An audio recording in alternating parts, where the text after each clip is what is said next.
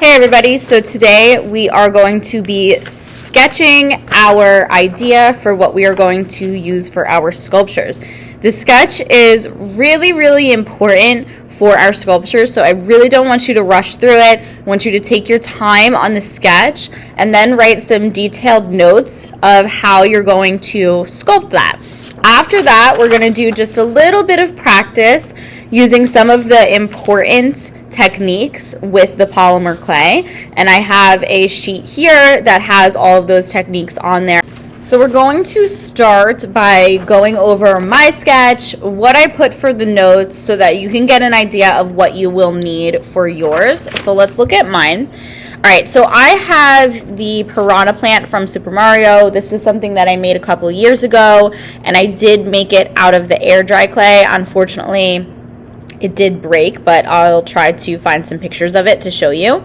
So I'm using just a regular sheet of printer paper to sketch this on. It doesn't need to be anything crazy, just a printer paper sketch. But the most important thing is how large this sketch is on the paper. All right, it's taking up the whole paper. It's not just a little bit on the top, a little bit on the bottom, or one of the sides, really taking up the whole sheet of paper. And the reason is because the larger that you draw something, the easier that it is to tell what types of shapes that you need for your actual sculpture. So for example, the head is a very rounded shape, but it has a large opening, and if I drew that really tiny, I wouldn't get a really good sense of what I need to do when I'm sculpting.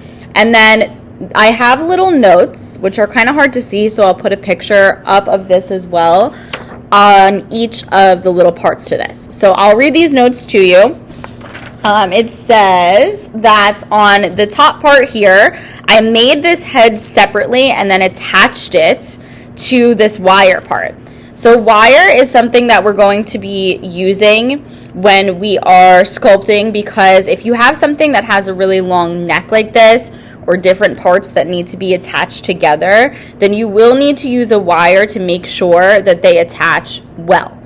I made this head separately and then attached it to the wire. The wire is in the center here, and then there's clay around for the neck so that the wire is not exposed, because you don't want to see the wire. The wire's there, but we don't want to know that it's there. All right, and then I have the teeth, which I made individually and separately, and then attached them inside of the mouth here. The leaves are made separately using what's called a slab, and we'll talk about that when we look at our clay vocabulary. And then they are attached separately as well using a process called score and slip, which again we'll talk about when we go over the vocab.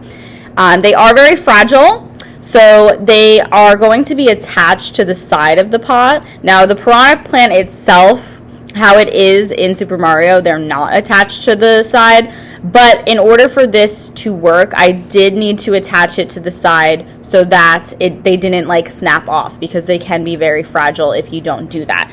So a really detailed sketch with detailed ideas of how you're going to do each part, and also the colors that you're going to need, is what you need to get started. If you come to me with a sketch that's half done or doesn't have any notes on it, I'm going to send you back to keep working on it before you do the clay practice. All right, so now let's go over some of the clay techniques. Number one, here's what they look like. I have enough sheets of this for everybody, so while you are doing your practice, you can have the sheets so you can look at them. So the first one that we're going to do is called a slab. Basically what this is just flattening a piece of clay like a pancake, and you can use this for the base of your clay sculptures. You can also use this to cut things out. I use this to cut out the shape of the leaves. So here we go. I have some of the polymer clay here, and it's just a regular gray. You might notice when you first use it that it's pretty hard, and you kind of have to move it around in your hands a bit to make it a little bit more malleable, a little bit softer. So I'm just going to do that. And then to build the slab, I want kind of like a circular shape so I can roll it out on the table. And then I just want to flatten this. and I can use my hands to flatten it. I can use another object. I don't want to flatten it too much because it could get stuck to the table, and I don't want that. But I just want to flatten it enough where I'm able to cut a shape out of it.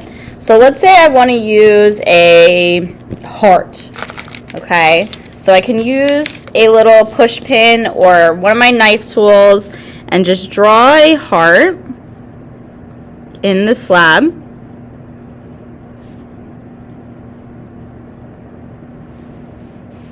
And cut that out. Cut the excess away, get rid of the excess. Very carefully. Okay, and that leaves me with a heart that I carefully take off that I can use to attach to wherever I'm attaching this shape in my sculpture. Okay, so again, a slab is used to cut stuff out. It could also be used as a base. The next important thing is a coil. Now, I used a coil for two piece parts of mine. I used it for the neck, and I also use it for these lips that the piranha plant has. So a coil is basically just a piece of clay that you're rolling out with your hands like this into a coil shape. And then you can use this for any outer areas or different shapes that you're using. Again, I used mine for the lips. All right, so the next thing is the wire. I do not have the wire just yet because I ordered it on Amazon and it didn't come yet. All right, so next, a pinch pot. So a pinch pot is basically just practice because you're going to be doing a lot of pinching with the clay. So you want to make a circle. And then you're just going to practice by pinching a hole in the middle of the circle and pinching around it to make a kind of a hollow space in the circle, because a lot of the sculpting process is pinching.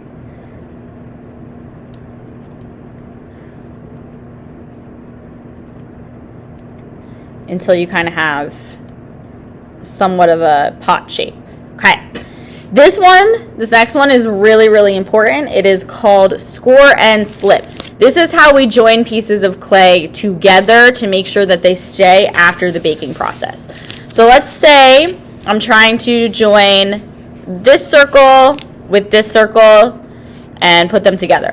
Now, technically, you can just put them together and they will stick for now because the clay is sticky. But after the baking process, they're going to fall apart. So here's what you have to do. You have to do some scoring, which is basically just putting little lines on both of the parts that you're attaching.